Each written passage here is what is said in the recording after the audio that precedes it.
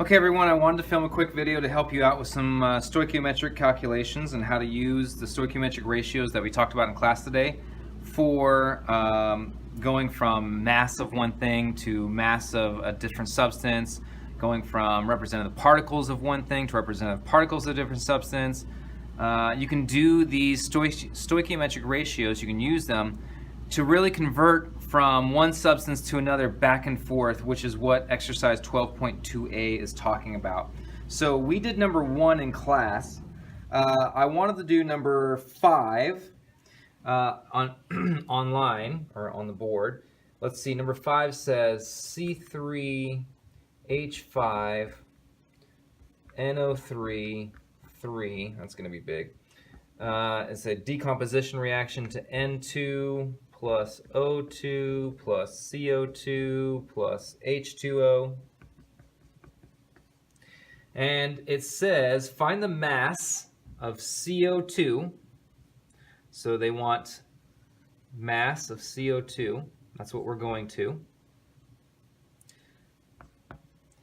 Formed if 5.62 grams, so this is a mass of C3H5NO3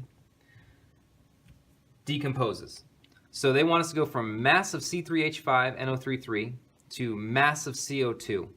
Very first step, you guys might wonder, are these properly bonded? Well, if you see a translated word formula into a chemical formula, it is already bonded. You don't have to worry about bonding all of that stuff.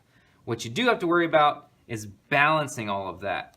So, for those of you who are not great at balancing,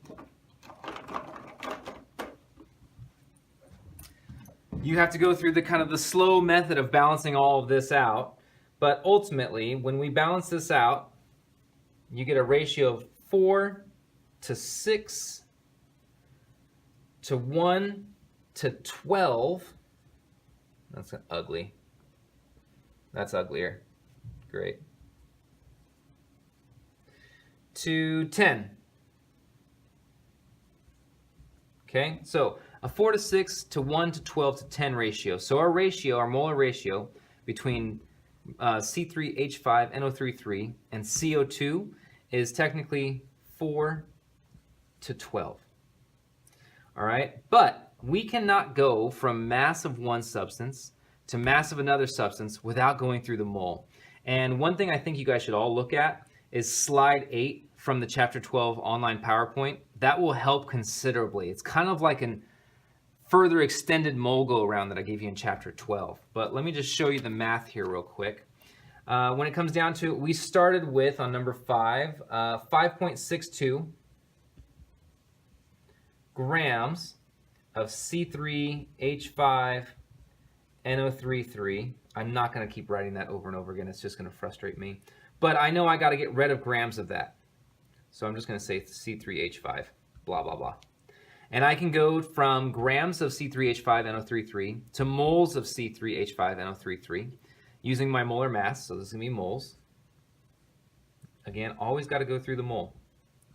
Now, if I stop this problem right now, I'm in moles of C3H5NO3. I don't want to be in moles of that. I want to be in grams of something totally different.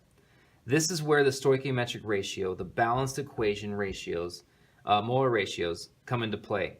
I am in moles of C3H5NO3, so I'm going to get rid of those. Blah, blah, blah. And I'm going to convert over to moles of CO2. Okay? If I stop this problem right now, I'm in moles of CO2. I don't want to be in moles of CO2. I want to be in grams of CO2. And you guys know this, again, from chapter 11 using molar mass. So I get rid of my moles of CO2, and I go to grams of CO2. All right, and when I stop, I'm left in the exact units that I need to be left in. Now I can put my numbers in. When it comes down to it, I use my molar mass. That is how many grams there are per 1 mole of C3H5NO3. That comes out to, dear Lord, let me just calculate that out real quick. Carbon is 12.01 times 3. 12.01 times 3 plus hydrogen is 1.01 times 5. Nitrogen is 14.01. It's going to be times 3 to distribute that 3 on the outside of the polyatomic ion. So plus 14.01 times 3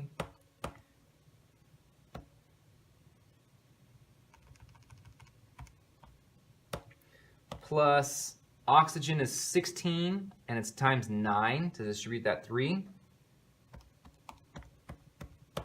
So I get 227.11 grams of C3H5NO33 total. My molar ratio, I already told myself, it's 4 moles of C3H5NO33 to every 12 moles of CO2. And for my molar mass, how many grams there are in 1 mole of CO2, carbon is 12.01 plus 16 times 2 is 44.01. I'm going to multiply all that all the way through. So 5.62 times the top times 1 times 12 times 44.01. And I get a top answer of 2968.0344.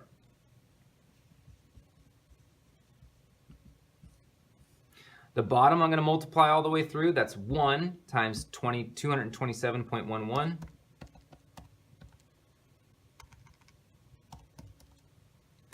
times 4 times 1, and I get 908.44. It's the bottom answer. You guys know there's multiple ways to calculate this. I just do it the long way. So I'm going to divide top by bottom. 2968.0344 divided by 908.44 gives me 3.26717, blah, blah, blah, blah, blah. I started with 3 sig figs. I'm going to round to 3 sig figs. That means I need to go to my 4th sig fig. That 7 rounds to 6 up, so my answer becomes 3.27 grams CO2. And I'm just going to check that that's actually the right answer. Down at the bottom, 3.27 grams of CO2. And that's exactly how it's done. So now I want to do just one more.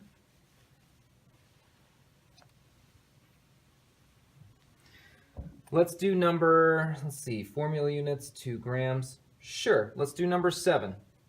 So number 7 gives us WO3 plus H2 gives us W and H2O. This is already bonded. It's translated and bonded. However, we have to balance it. So 1 tungsten, 1 tungsten. 3 oxygens. I leave hydrogen for last. 1 oxygen. So I'm going to go ahead and put a 3 in front of that. That gives us 3 oxygens. It manipulates my hydrogen to 6. That means I need a 3 in front of this. So my molar ratio is a 1 to 3 to 1 to 3. Let's see what they want us to actually calculate here. It says find the mass of WO3. So they want grams of WO3. And they gave us formula units of tungsten. So we're going to go from formula units of tungsten to mass of tungsten oxide. So that comes down to a 1-to-1 ratio. So it's a 1 to 1 when we're going to relate them together. So they gave us formula units, and that was 7.30 times 10 to the 21 formula units of tungsten. We cannot go from, I'm just going to start that a little further over here. So 7.30 times 10 to the 21 formula units of tungsten. We cannot go from formula units of one substance to mass of a totally different substance without going through the mole and our molar stoichiometric ratios. So therefore, I'm going to get rid of formula units of tungsten and go to moles of tungsten. Then I'm going to go from moles of tungsten to moles of tungsten oxide. Then I'm going to go from moles of tungsten oxide. Is that showing up on your screens?